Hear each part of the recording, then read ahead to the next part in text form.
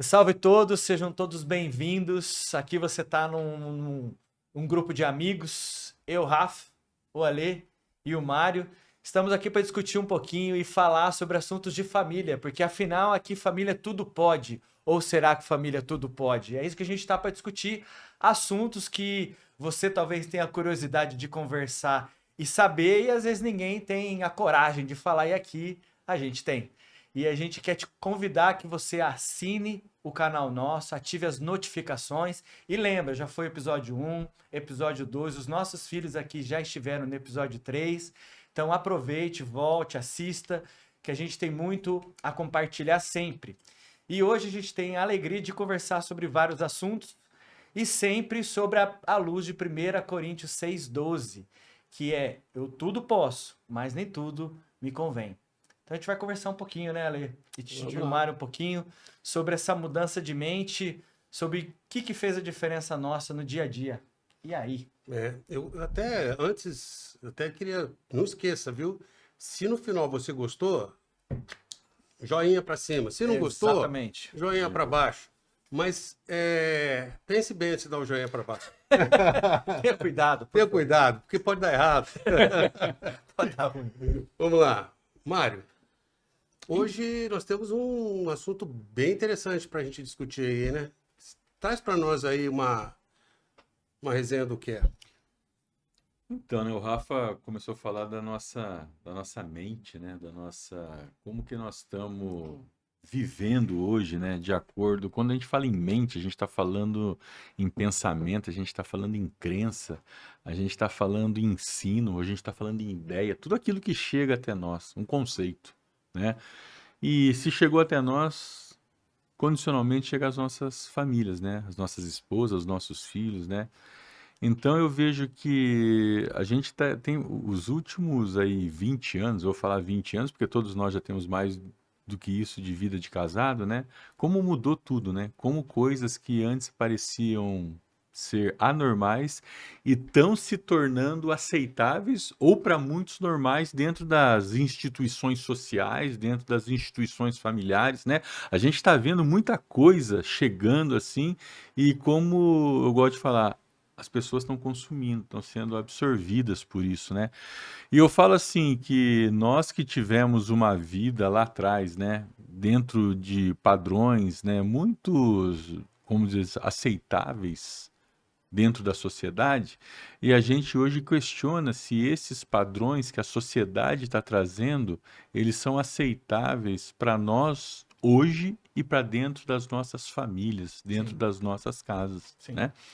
Eu vejo que, por exemplo, né, nós estamos vendo, a gente teve uma conversa com os nossos filhos, né, e foi colocado aqui assim pelo filho do Alê, pelo Pedro, a importância que, como chamou a atenção dele, o fato de um dia o Alexandre chegar na casa dele e falar: agora todo mundo vai comer na mesa. Todo mundo vai comer na mesa. Ninguém mais, que cada um comia, né, assistindo televisão, não tinha aquele, É, não, a importância de nós nos reunirmos na beleza. mesa, né, para fazer uma refeição, coisas que estão se perdendo, coisa que vem se perdendo no dia a dia familiar, né? Então, eu falo assim, enquanto que para isso muitos não tem nada a ver, eu creio que para uma família funcionar bem tem tudo a ver. Sim. Porque o que eu vejo muito, eu queria trazer isso para vocês, ver o que vocês acham. Eu vejo que toda casa, toda família, é uma palavra que eu vou usar que é muito desacreditada hoje, tá? Uhum.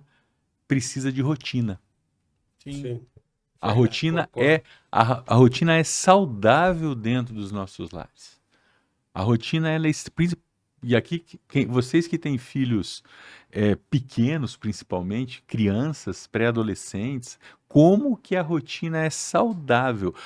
E hoje a gente vê que está sendo dado muito à criança, adolescente, a fazer aquilo que quer, da maneira como quer, desde a escolha de uma roupa, de uma comida, e infelizmente nós estamos vendo que estão colocando as crianças à mercê de até escolher a identidade sexual, né? Nós não É, vamos adentrar muito nisso, sim, mas isso daí, né?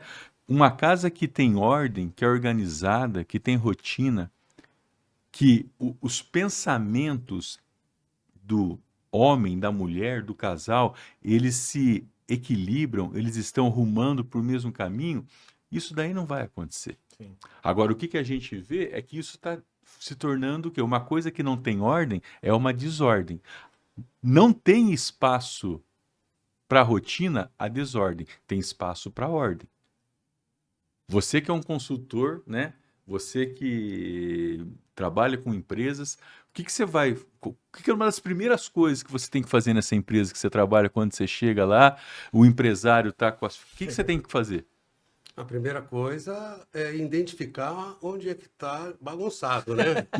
Mas então, Análise situacional. Como é que está o problema? Então, qual é o problema? Porque a dor geralmente não é onde está... Mas você usou o termo aqui, identificar o que está o quê? Bagunçado. Bagunça é sinal de ordem ou desordem?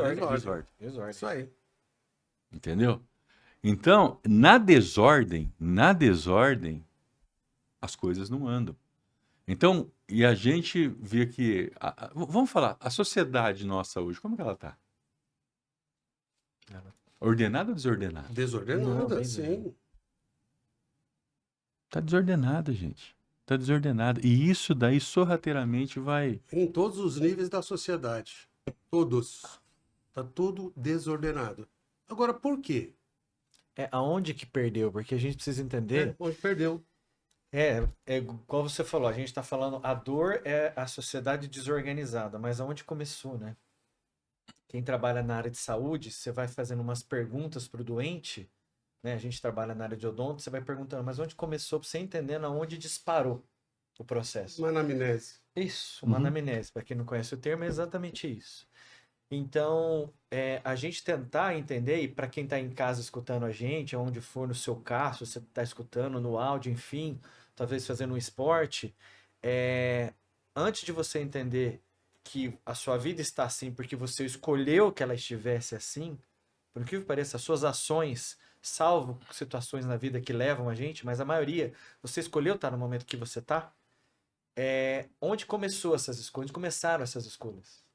Que mente a gente teve para fazer as escolhas que a gente teve? Parece meio filosófico, mas que mente a gente estava para poder fazer isso? Para a gente chegar nessa desordem. Então, é isso que a gente precisa entender. E talvez existe um antídoto, não existe? Como é que funciona? É isso que a gente está aqui para discutir. Eu vejo assim uma deturpação dos valores, né? Muito forte. E, claro, intencionalmente, né, algumas áreas da sociedade trouxeram coisas que iriam minar esse fundamento que é a família, e nós que somos cristãos sabemos que o fundamento é Cristo, minar isso. Você minar isso, você tira as estruturas da fundação, e o que acontece com o que está em cima?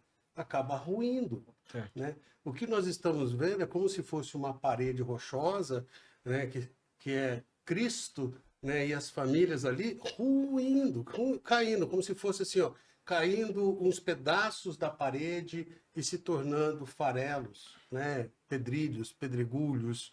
E isso hoje está se intensificando de tal forma que a gente está seguindo os padrões do mundo. Em Romanos 12, 2, ele traz isso, né? Que não vivam conforme os padrões deste mundo. E isso diz o quê? O padrão desse mundo não é aquilo em que nós acreditamos. Significa que o padrão desse mundo ele não é bom. Ele é mau, ele é corrupto, ele é mentiroso, ele fica pensando só nas aparências. Então, isso traz dores, isso traz desconforto, isso traz separação entre pessoas por falta até de uma estrutura mais saudável no comportamento com outros. Né? Aí deixa de ser o nós e passa a ser o eu. O eu é o mais importante. O prazer em primeiro lugar. Meu prazer está acima do teu prazer. O meu prazer é muito mais importante do que a tua dor. Isso. Eu vejo que você falando isso do prazer, né? Prazer é sentir. E hoje a gente vive na sociedade que tem que sentir, Tem que sentir. né? Tem que ter experiência, É. tem que sentir, né? E sentimentos prazerosos, né? Eu falo que aí nós estamos só desenvolvendo algo em nós que é o egoísmo, né?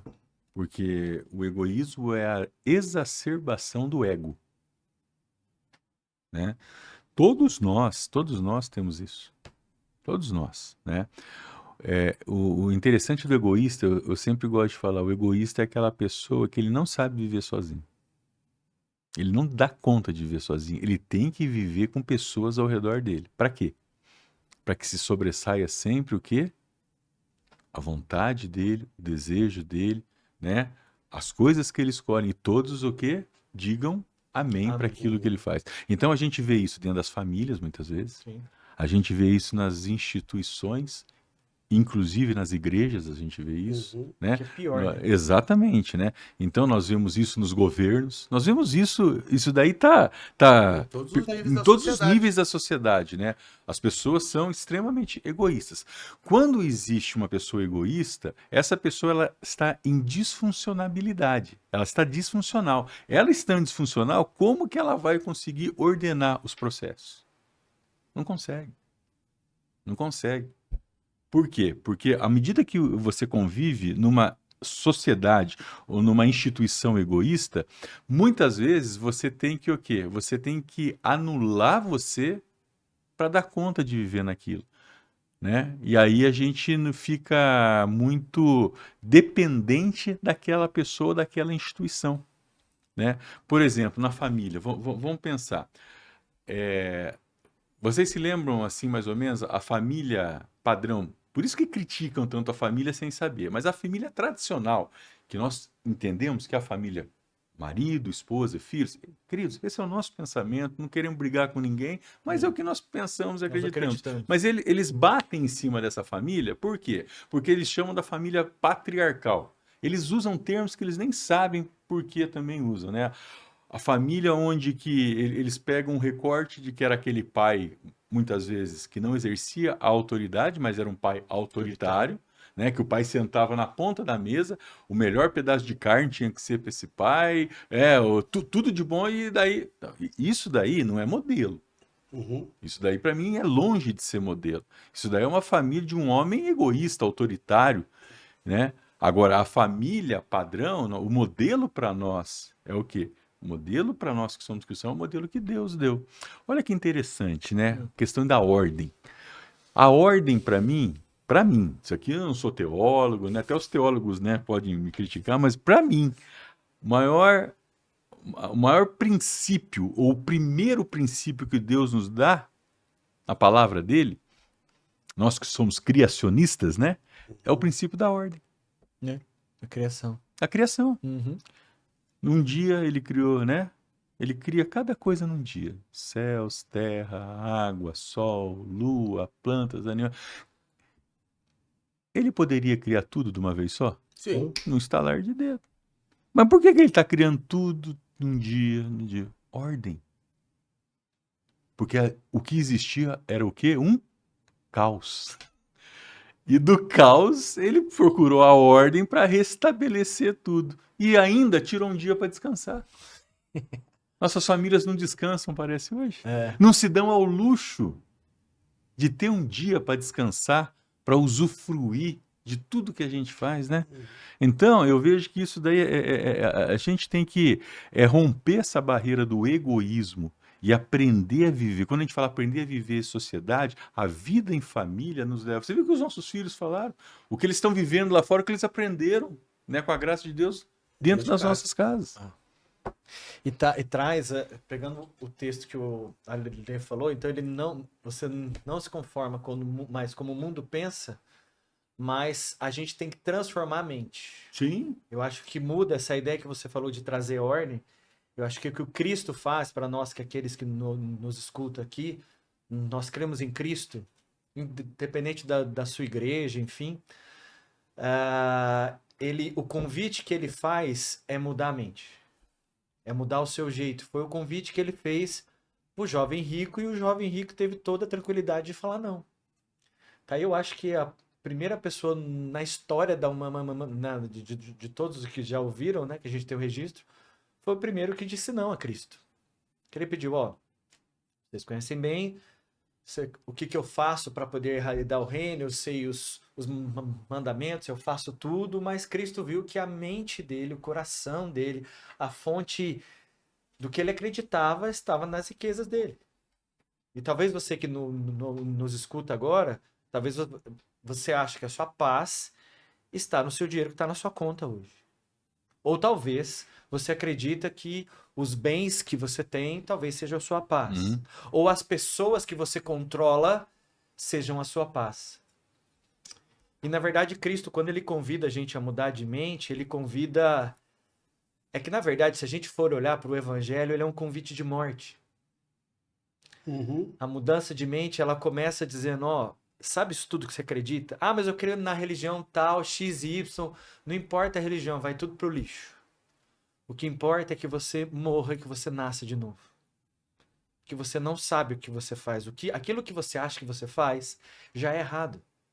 Rafa, mas como assim? Eu sou uma boa pessoa, a gente escuta muito, mas eu não roubo, eu não faço aqueles erros grandes, talvez eu minto ali, eu fofoco aqui, mas cara, eu sou um cara bom.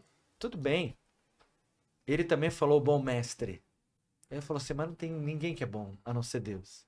Ou seja, aqui no mundo que a gente tá rolando, vivendo, que a gente luta para ser um bom ser humano, que é isso que o Mário falou com os filhos até, que é importante que a gente entenda que essa jornada, Cristo trouxe para nós o modelo de ser humano.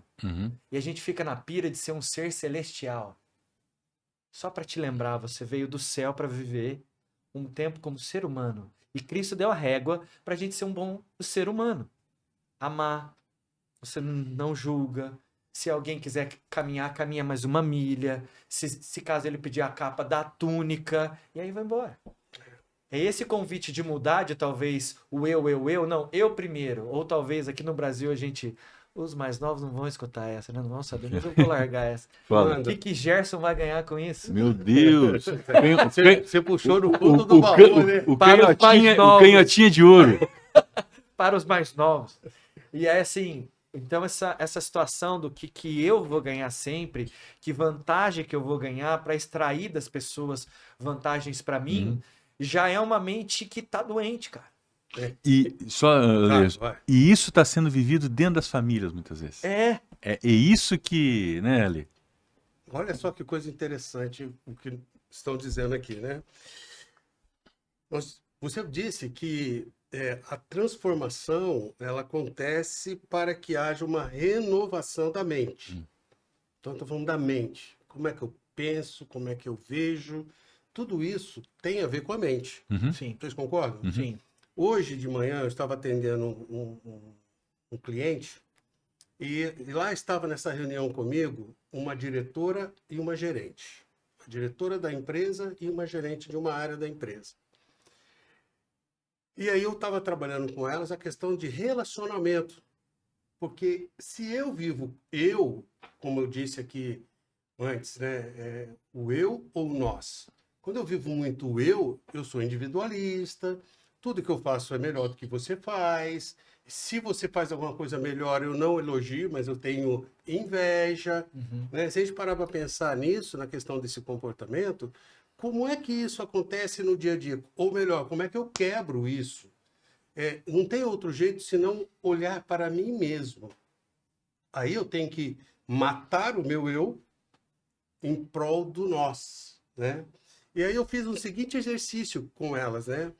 Eu disse para elas assim, separadamente, me fale 3 pontos positivos sobre você e 3 pontos negativos. Para outra também, separadas. O que elas tinham mais facilidade de lembrar dos pontos delas? Aquilo que era negativo e não positivo. Mas tinha coisa positiva, mas ela lembra, falei, no mínimo 3. Se esforçou mais, né, pro positivo. Pro positiva precisou mais pensar melhor. Aí depois juntei as duas no mesmo ambiente, e nesse mesmo ambiente eu perguntei, falei para elas assim, agora você vai falar dela 3 pontos positivos e 3 negativos. E depois você vai fazer a mesma coisa com ela. E aí elas falaram. Cada um terminou, aí eu perguntei para cada uma delas, o que você achou do que ela disse sobre você? Eu não dei a conotação nem de positivo nem de negativo. O que vocês acham que elas falaram com mais evidência? Com aquilo que era negativo. Sempre assim. Sempre assim. O que é mais negativo. Aí eu deixei isso acontecer e falei assim, vocês sabiam que a máxima do jornalismo é que notícia boa é notícia ruim? Porque as pessoas ficam presas na notícia ruim. Se eu falar assim, olha, vai ter uma chamada ali no jornal. Um carro bateu de frente com outro, com 3 pessoas mortas, daqui a pouco nós vamos trazer isso aí. Ou chega também um outro e diz assim, daqui a pouco nós vamos falar quem foi o Prêmio Nobel da Paz. Qual é que vai chamar a tua atenção e vai te prender para você ir ver? A morte, o negativo e não o positivo. Aí, pumba, mas por que isso? Porque nós vivemos nesse mecanismo de que aquilo que eu ouço, aquilo que eu vejo e aquilo que houve o rompimento e a desestruturação da vontade de Deus, né, da igreja, né, eu vou falar da igreja nesse sentido, que houve aquele ataque para destruir as bases, né? Então isso tudo, com mais algum caminhão de coisas que tem, que a gente poderia discutir aqui e raciocinando e lembrando cada uma delas, isso faz com que a gente só olhe para nós. E o que eu vejo do outro é só negativo. Porque o meu é positivo. Mesmo que se eu tiver que falar sobre o meu positivo, eu não sei, mas eu sou bom para falar do que eu sou. Uhum. Eu sou bom no que eu faço, eu sou uma pessoa boa. Como você diz, cara, eu sou gente boa, eu só faço bem, é verdade, é uma pessoa boa, mas no dia a dia, como é que ela reage? Como é que ela está andando? Né? E aí eu falei para ela, vocês observaram que vocês só pontuaram as coisas negativas? Coisa, né? Trouxeram para a discussão somente aquilo que é negativo? E o positivo?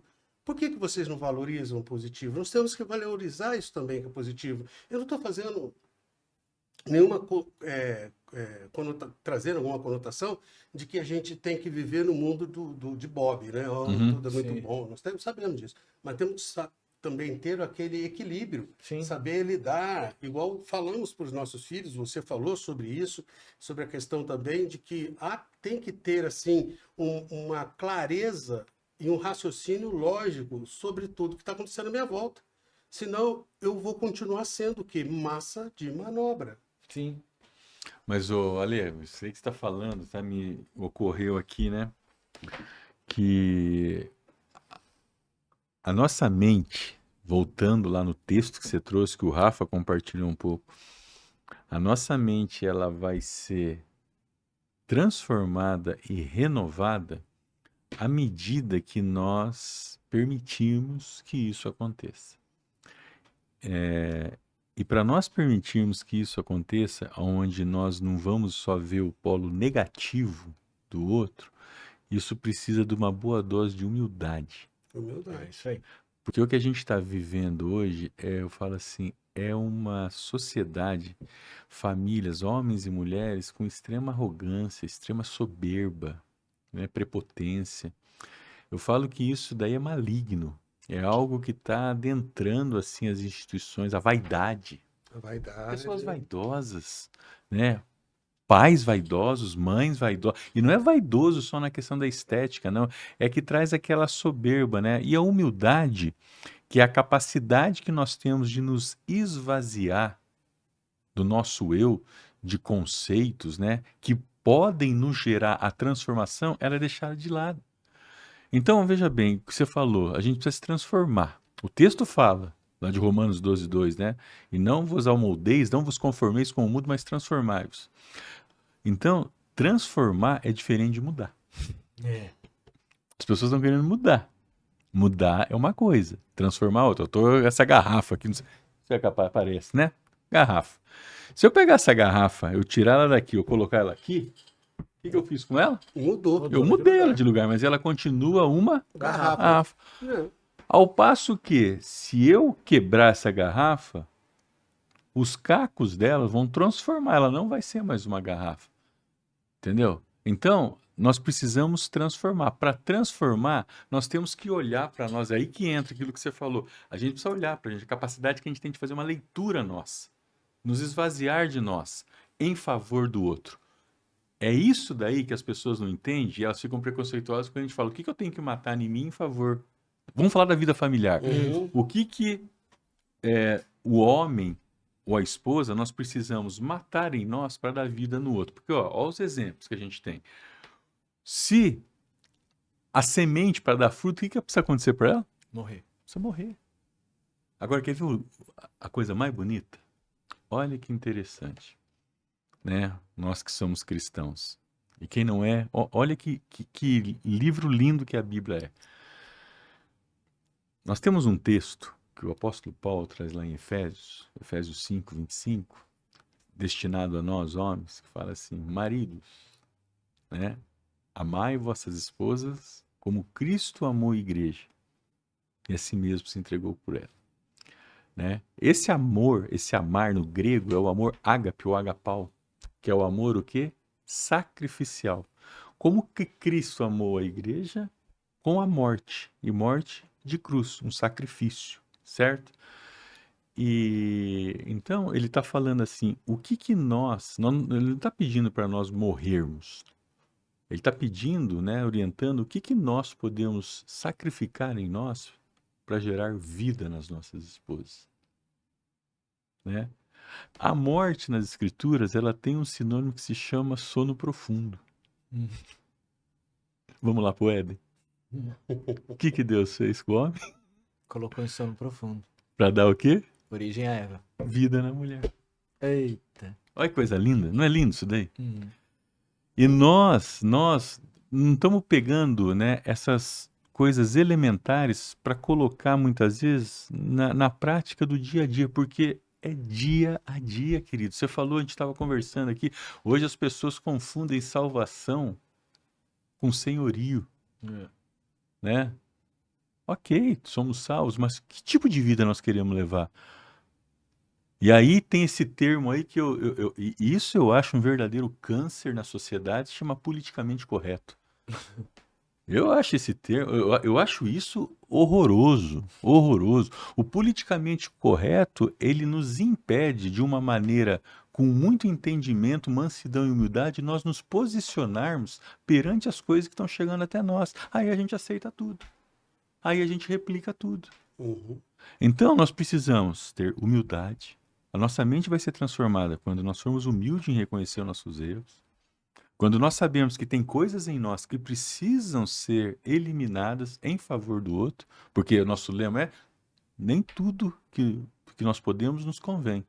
Então, humildade, matar em nós, para que nós possamos vivenciar daí o que o Evangelho trouxe para nós em nossas vidas, vivenciarmos como esposos, as nossas esposas como esposos, nós como pais, os nossos filhos como os filhos, debaixo de uma ordem. Isso. Com mente transformada. Porque deu uma dos artifícios, e aí é óbvio que a gente fala sempre assim, nós cremos, né, na Bíblia, mas um do artifício que o nosso inimigo, que talvez você pode chamar de diabo, o nome que você quiser, mas o inimigo das nossas almas que ele faz, ele é distorcer a verdade. Para que eu e você sejamos distraídos. Porque escapar da mão de Cristo, graças a Deus, lá em Romanos 8, fala que nada vai nos separar do amor de Deus. Nada. Nada, nada, nada. Nem principal da altura, e aí o texto fala muito bem. Mas ele quer distrair você. Ele quer distrair a minha e a sua vida. Para que a gente não se transforme.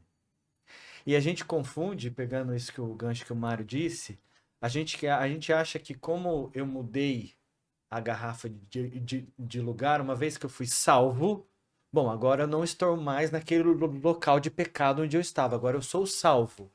Mas se eu estou em Cristo, eu nasci de novo. E se realmente eu nasci de novo, eu vou ser que nem uma criancinha. Eu vou ter que ir devagarzinho, dando os primeiros passos. Só que a gente acha que uma vez salvo, igual isso que você falou, a desordem, que talvez Cristo chega na casa e a gente brinca que ele acende a luz, né? Ele fala, deixa eu mostrar pra você como é que tá a sua casa. Não, não acende essa luz, não. Não, não entra na cozinha, o senhor pode ir até o quarto, tá? Tudo certo. Ó, cá, essa aqui é a sala, esse é o quarto. Tá cozinhando, não lavei a louça emocional minha hoje. Não dá. Eu não tô pronto pra isso. Mas no momento certo ele vai entrar. E no momento certo...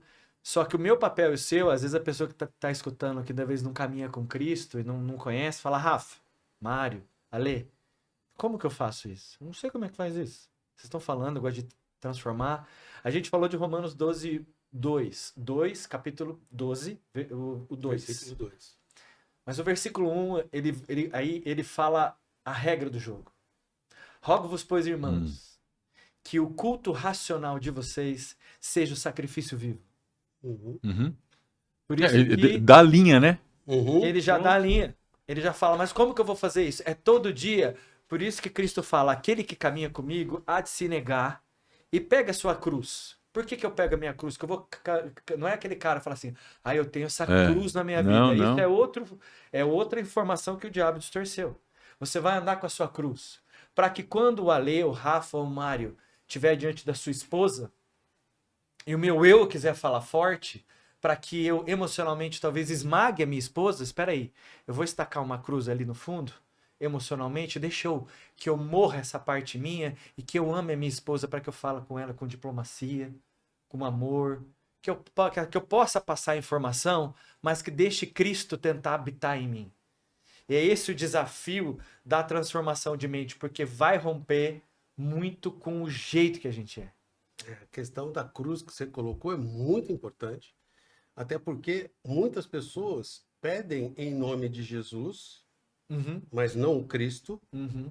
pedem em nome de Jesus, o homem que morreu na cruz, mas não o Cristo, e se vale daquela cruz enquanto ele diz que nós temos que carregar a nossa cruz, ou seja, nós temos que ser Cristo, nós temos que ir para a cruz, nós temos que dar o bom testemunho, mas ser Cristo.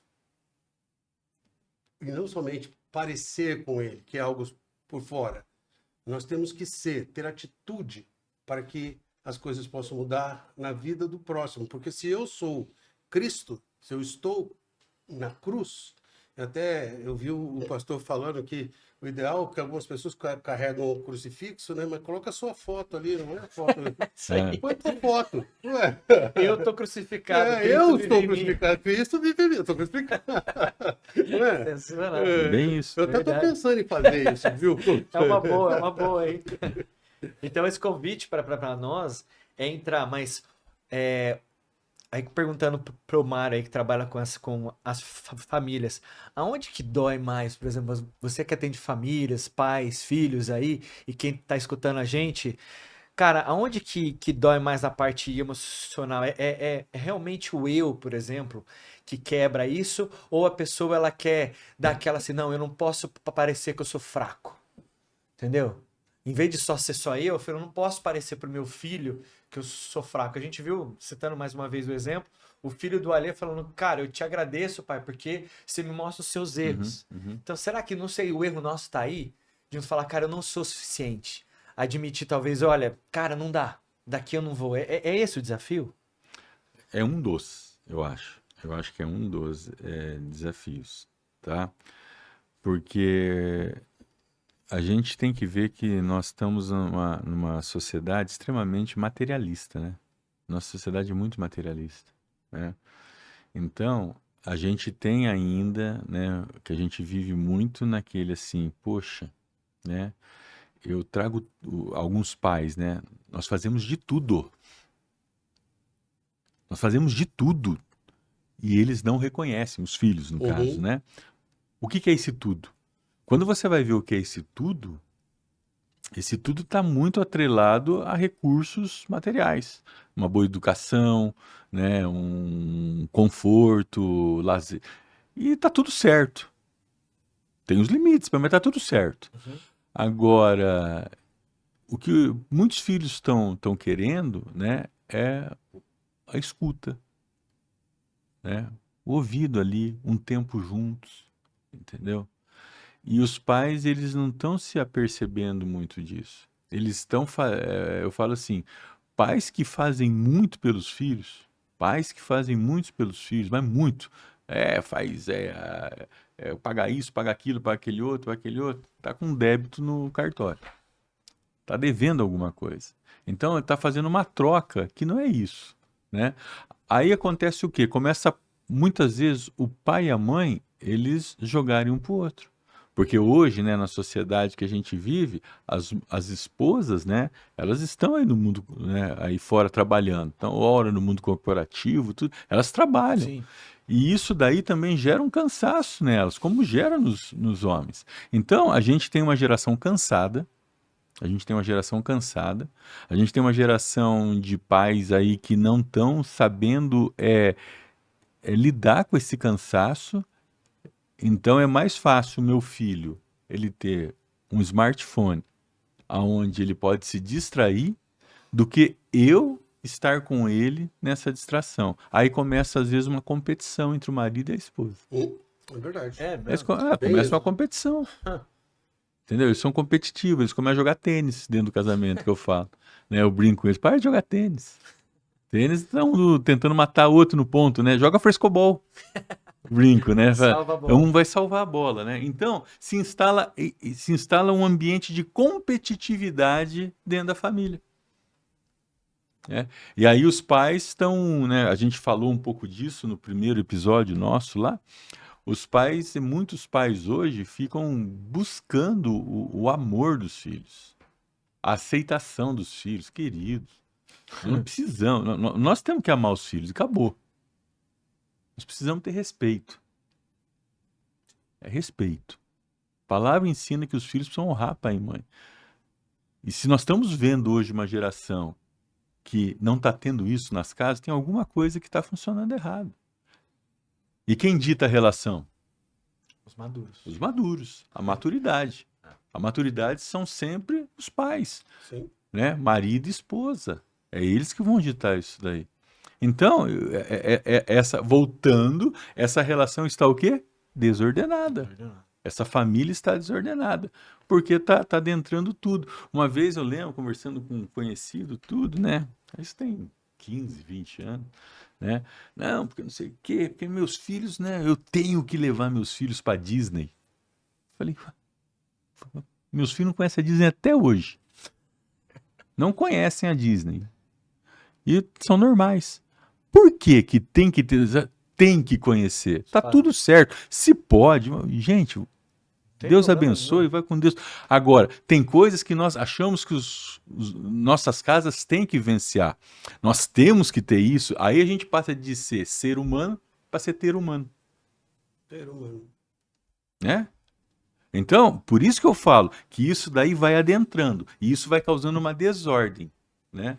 Isso é viver os padrões do mundo. Exatamente, ué.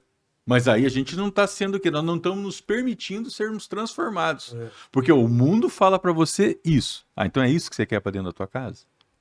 E olha que legal isso que você está falando, me veio agora. Quando a gente pega, pô, você fez o exemplo aqui da garrafa com água, né? Uhum. Você pegou, você mudou, né? Você fez uma mudança. E não é uma transformação. Porque imagine que a transformação para ocorrer nessa garrafa, se fosse uma pessoa, geraria dor? Sim. Sim. Dor. Ninguém Quebrar quer tudo. sentir dor. É, Ninguém quer passar pelo esse momento de passar pelo fogo, pela vergonha. de dizer assim, eu errei. Nossa, que é humildade de reconhecer, né? Concordo com o que você disse. Até em Romanos 12:2, que diz que não vivo conforme, né, os padrões desse mundo, mas aí você colocou que tem que ter uma renovação. Né? Mas a palavra ela diz assim, mas deixem que Deus os transforme pela renovação da mente. Não sou eu que mudo. Não sou eu que mudo, quem muda é Deus. Só que eu tenho a minha parte. Né? Eu tenho que deixar. É, legal. O deixar é de me desprender desse egoísmo, desse ego ultrajante, né, que é o eu. Então eu tenho que, Senhor, com humildade, mostra meu caminho, através da tua palavra, através de pessoas. Abra os meus olhos, revele para mim aquilo que está oculto e escondido. E dessa forma, Deus age. Né? E o legal que complementa, né? O que acontece? Tem um acontecimento na transformação. Você vai sentir dor, você vai sentir incômodo. Não é de uma hora para outra, não é um estalar de dedo, porque nós somos muito imediatistas. Então eu tenho que me desprender dessas questões, né? Mas é por um motivo. Esta questão da transformação, deixar que há transformação. E assim, o Rafa, acho que até é interessante, o Ale traz essa coisa da transformação, ele trouxe a questão da garrafa ser quebrada. Eu falo que a transformação, ela leva-nos a um processo, né?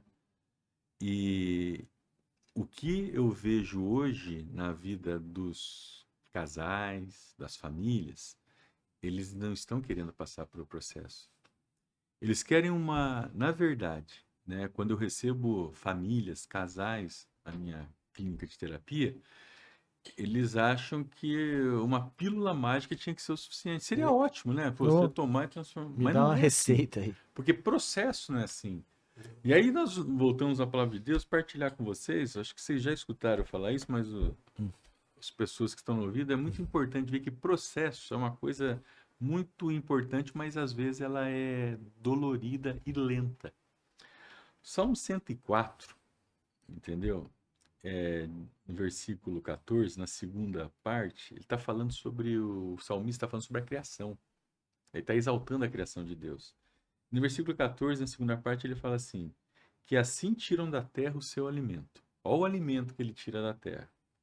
Ele faz a terra produzir o vinho que deixa a gente alegre, o azeite que alegre dá ânimo e o pão que dá força. Então ele fala que da terra produz vinho, pão E azeite. e azeite. Você tira pão da terra? Não. Você tira vinho da terra? Não. Você tira azeite da terra? Não, não tira. Mas da terra você tira a uva, que ela precisa ser o quê? Pisada. Esmagada, pisada, para tirar o suco que você mistura no álcool, que você traz o vinho. E o vinho vai produzir o quê? Em nós? Alegria. Como da terra você não tira o pão, mas você tira o trigo. Mas o trigo, o processo dele, ele precisa ser o quê? Moído, triturado, debulhado para virar farinha, para misturar com água e ovo, fazer o pão. E ele vai nos dar o quê? Força. Então, ó, alegria, força e o azeite. Você tira a azeitona, né? A oliveira. Que para ela virar azeite, ela precisa ser o quê? Da pressão. Prensada, pressão. Alta pressão. Que aí vai virar o azeite que vai dar ânimo ao rosto, que é o testemunho. Nós não podemos fugir dessas coisas. Não é uma metamorfose, né? Não. É uma metanoia. É uma metanoia. Entendeu? É eu mesmo sendo E a garrafa, entendendo que eu posso ser uma garrafa, só que o que tem dentro de mim não vale nada. É essa mudança. Porque às vezes a pessoa fala, mas eu sou garrafa. Eu sei, mas essa água que está dentro de você não vai alimentar as pessoas. Porque ele quer te dar água viva. Né? Exatamente. E aí isso daí é o que eu falo. E hoje tem gente, né, imersa naquilo, vai naquilo, caminha naquilo, vai naquilo, passa um final de semana, não sei o quê, e vai voltar. Não, passos, né? vai mudar. Alguma coisa vai mudar, mas a transformação é diária. Sim. A transformação é diária. Não acho que uma imersão de um final de semana vai te transformar e você vai ser uma nova pessoa. Não, ela pode ser o início. Ela pode começar a ser, entendeu? Porque hoje estão usando até disso, né, para ganhar muito dinheiro. É bom que a gente fale isso para as pessoas também ficar atentas nisso, né? Cuidado, né? E a gente precisa ver que a gente precisa ser transformado diariamente. Assim como o exemplo que você criou, né? Como o próprio Deus podia ter feito, mas fez em 7 dias a criação eterna. Sim.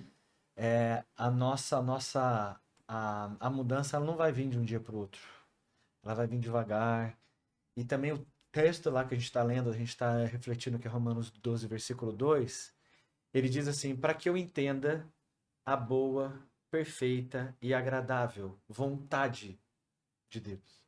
Que a gente ora tanto, Pai nosso que estás no céu, seja feita a tua vontade, que muitas vezes, e graças a Deus, não tem nada a ver com a nossa. E quando não tem nada a ver com a nossa, se eu não tiver essa mente transformada, se eu não morrer e não entender, eu não vou entender nada.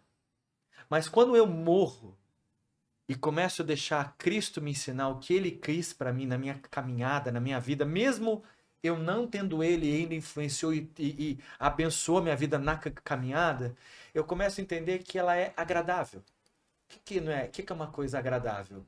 Eu não concordo, mas é agradável. Ela é boa, porque não é ruim. Não vai ser contra a minha vida. Eu vou falar, cara, foi bom isso. E ela é perfeita, porque quando eu realmente mudo, realmente ele transforma, ele, cara, foi perfeito. Foi tremendo isso que ele fez. Eu não tinha enxergado isso, mas o Senhor fez. É isso aí. E aí a gente começa a entender essa tríade, que ela casa e dá esse bom perfume, mas parte do processo que eu vou começando a morrer dia a dia. Que não é que nem um download de um arquivo. Não é que eu morri 100% hoje. Não, eu morri 10%. Aí ele coloca 10% dele em mim, mas tem 90% ainda. Mas talvez daqui a um tempo vem mais 10%. Opa, já é 20% e já é 80%. Até que vai indo. Vai ser 100%? A Bíblia diz que nós seremos 100% nele. Lá. Quando ele estiver de volta, nós cremos e venha Cristo, mas vamos ser 100% lá. Aí a gente vai entender um monte de coisa. E a eternidade vai servir para a gente entender esse Deus que é infinito. Mas o convite para quem está escutando a gente é essa morte. Eu lembrei de uma história, quando vocês estavam falando, diz um senhor que ele criava horta, uvas. Até que ele acordava às 5 horas da manhã e ia até às 3. E depois das 3, ele não tinha mais atividade. Até que um dia, uma pessoa que veio de fora, querendo fazer uma entrevista com ele, falou assim: mas olha, desculpa, se o senhor estendesse mais 3 horas a mais do seu horário, desculpa, só uma dica, mas 3 horas a mais do seu horário, o senhor ia quase que dobrar o faturamento seu. Porque nessa hora que o senhor está saindo antes, o senhor está perdendo dinheiro. Por que o senhor sai às 3 horas se agora seria um bom ganho? Ele respirou e falou assim: porque eu tenho um filho de 15 anos que precisa de mim, de muito aconselhamento, e eu tenho que dedicar um tempo também para minha esposa. E se eu não escolher fazer isso, eu vou ficar aqui. Sabe o que eu fiz? Eu escolhi sair antes e cuidar do que é mais importante. Aí ele vira para a repórter, acho que era uma repórter: e para você, o que é mais importante? Então, essa mudança de mente, talvez, o Mário disse, a gente está na rotina, mas cuidado para a rotina não virar automático. Que é aí que o inimigo pega a gente. Ele coloca você no automático, ele vai te colocando mais. Ah, então quer dizer que o povo do Egito está tendo mais tempo com Deus? Como é que eles fazem com os tijolos? Já vem pronto. Não, não, não, não, não, não, não. Faz eles buscarem palha. Eles vão ter mais tempo de trabalho. É. Mas eu trabalho muito. Olha o Alê, olha o Rafa, trabalha muito. Cara. E cuidado também, eu escutei essa semana muito propício para isso, se vocês me permitem dizer isso. Muita atividade em igreja. Aliás, muito ativismo em igreja. Cuidado. Atividade é bom. Ativismo é perigoso. E as igrejas estão cheias de ativismo. Se você é muito ativista, eu tenho cargo nisso, cargo naquilo, cargo naquilo, isso aqui, barará, barará, barará. Teve esse pastor, ele fala, se ele vê uma pessoa na igreja dele com muito cargo, ele pega aquela pessoa e fala assim, ó, vai para casa. Vai para casa. Mas por que eu tô ajudando? Não, você tá ajudando demais. Para você tá tendo tempo aqui, você tá tendo que largar outra coisa lá. Então vai para casa. A igreja, ela está em atividade, mas não em ativismo. Então, eu achei muito legal esse exemplo. Muito legal, é isso aí. E a gente tomar cuidado. Fala porque aqui, nós três, para quem escuta a gente tem cargos na igreja, né? E a gente tem que tomar cuidado com isso. E, assim, nisso que você está falando, eu gosto de um amigo que eu escuto, né? Ele fala que nós temos duas pernas, né? A perna do relacionamento e a perna do serviço. E as duas nos levam, aí falando do ambiente familiar ou do ambiente eclesiástico, né, da igreja ou da sociedade. As duas nos levam a buscar aceitação. Agora, a que o Senhor nos ensina é a do relacionamento. A que o mundo nos ensina é a do serviço. Uhum. Qual que nós estamos usando? Até mesmo dentro da igreja. Até mesmo dentro da igreja. Né? É a perna do relacionamento. Que vai nos levar a servir em casa, na igreja e na sociedade. E a gente pode ir mais fundo, a gente até o nosso tratar com Deus tem que ser mudado. A gente trata Deus como serviço. Deus, o Senhor faz isso Sim. pra mim, cuida de mim, abençoa, me dá isso, vai ser uma bênção na minha vida. E Ele só quer conversar com você. Ele só quer bater um papo. Ele só quer vir na viração do dia e falar: e aí, Ale, como é que foi o dia? Relacionamento. Como é que foi o dia? Nossa, fiz tanta coisa. O senhor viu? Claro, eu vi tudo que você fez. Mas aí, Rafa, é aquilo que nós vivenciamos hoje aqui, né? É relacionamento de pai e filho. É. Não é de servo, Senhor. É. pai. É aí que tá a chave, cara. É relacionamento de pai e filho. Aí, É isso cara, que- entender que ele é pai, Entendeu? cara. É aí que é a chave. Eu vejo isso mesmo. Então, nós já estamos terminando, Né? né? E para você que nos assistiu até agora, não vivam e não se conformem com as coisas desse mundo. Deixem que Deus transforme a mente, o coração, a família de vocês. Porque a vontade dele é boa, perfeita e agradável. Isso vai nos trazer paz, harmonia, alegria.